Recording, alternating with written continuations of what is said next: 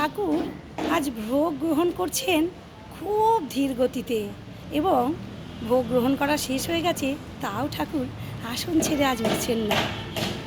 এটি অনেকক্ষণ ধরে শ্রী শ্রী বড় মা লক্ষ্য করছেন। শেষে তিনি বলেই ফেললেন ঠাকুরকে যে আজ কি তুমি উঠবে না? ঠাকুর তখন বলছেন, আমার বড় বউ, আজ আমার খুব রসমালাই খেতে ইচ্ছা করছে। বড় মা বলছেন, রসমালাই কোথায় পাবো? এখানে তো রসমালাই পাওয়া যায় না।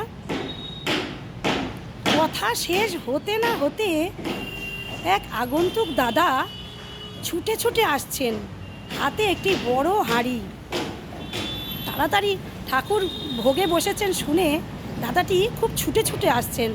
ঠাকুরের সামনে এসে দাঁড়াতেই ঠাকুর বলছেন, আমাকে রসমালাই দিন, তাড়াতাড়ি দিন। এই আগন্তুক দাদাটি কলকাতা থেকে রসমালাই কিনে নিয়ে গেছিলেন ঠাকুরের জন্য। পরম দয়াল তিনি তো অন্তর্যামী, তাই তিনি আজকে এত ধীর গতিতে ভোগ গ্রহণ করছিলেন, যাতে তার ভক্তের এই মনোবাঞ্ছা পূর্ণ হয়।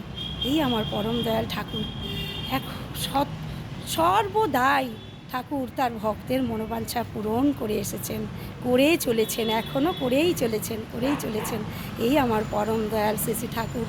শ্রী ঠাকুরের শ্রীচরণে সকলের মঙ্গল প্রার্থনা করি। জয় গুরু বন্দে পুরুষোত্তম।